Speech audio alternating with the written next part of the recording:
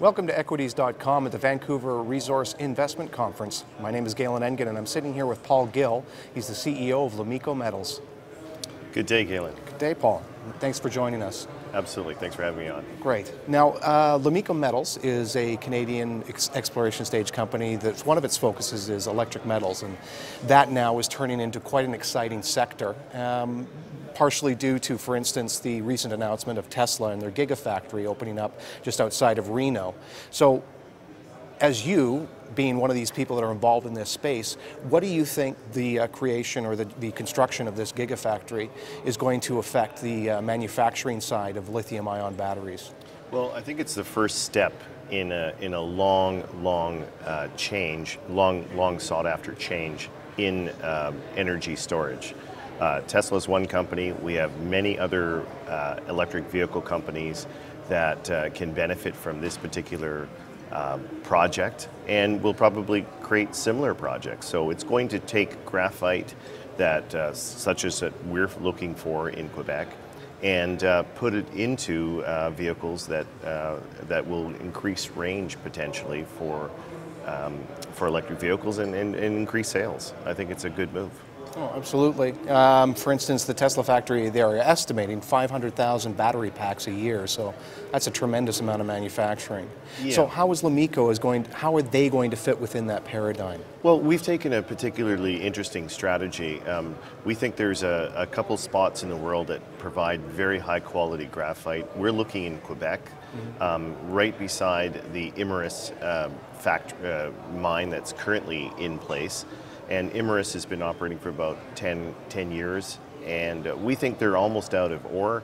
So we think that being able to be in that area close to that factory gives us a step ahead. And they are going to be a supplier in this field, no doubt, and possibly to Tesla, possibly to others. Interesting.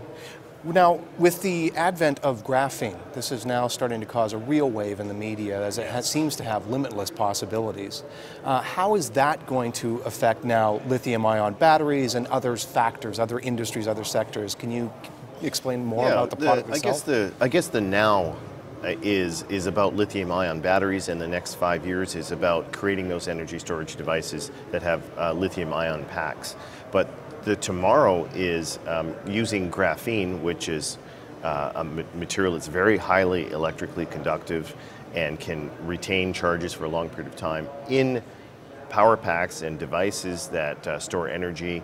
That really amps up the game, and that addresses the whole concept of range anxiety in electric vehicles. You can go a lot further, a lot longer, and not worry about recharge. And when you do recharge, you can recharge almost instantly using graphene supercapacitors, which is one area that we've focused on with our new company, Graphene Energy Storage Devices. Oh, which leads us sort of into another area beyond energy storage. Also 3D printing, which you guys have had something to do with recently with your acquisition and partnership of a Graphene 3D lab. Can you explain to us more about how that graphene is going to affect the 3D printing industry? Yeah, essentially 3D printing is a disruptive way to manufacture products, and graphene is a disruptive material. So what we really thought about is, and graphene is 200 times stronger than steel, flexible, it has all these interesting properties, but it's very difficult to work with. So what's the best way to take all those 11,000 to 12,000 patents and create prototypes with them, or help people create prototypes? Well, 3D print graphene, and that's the big solution. So that's where I think we've really gotten something that's very special, and launched a new company called Graphene 3D Lab, which we own 10% of, and it's worth $4.4 million to us. It's a $40 million company. That's amazing. Now, you guys are also pushing ahead this year to spin out a couple other technology spin-offs, which is amazing considering that you guys are, forgive me for saying this, potentially a junior miner. Yeah. Now, why is this philosophy taking place? Why are you guys sort of shoring your bets or hedging your bets by making this multi-pronged approach? Well, we partnered with Graphene Labs in 2013 and said we really want to get involved in various different vertical vertically integrated businesses, and graphene seemed to be like a very good stepping off point for us. Graphene Labs needed a source of raw graphite that was very pure.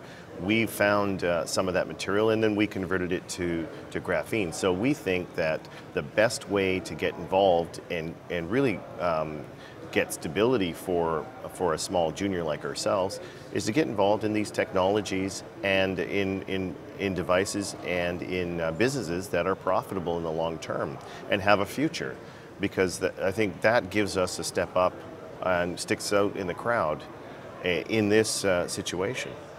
Now, one of the challenges to sort of spreading your wings, as it were, can be that you actually overburden yourself. Has that been, an issue that you guys have had to deal with in sort of branching out and exploring these different opportunities and growing your business?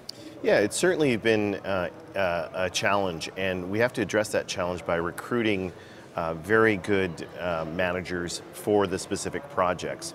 So we've partnered with Graphene Labs on Graphene 3D Lab.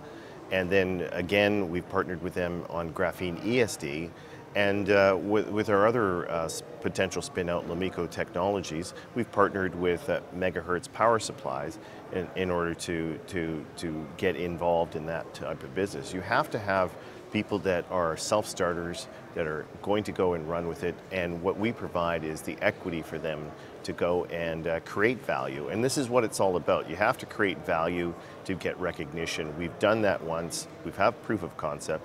We're going to the next step and rolling out 2 new companies in this area in 2015. And I think that's going to create a lot of value for our shareholders. It certainly will. It sounds like you guys have an exciting future ahead of you. I congratulate you and looking forward to watching the progress.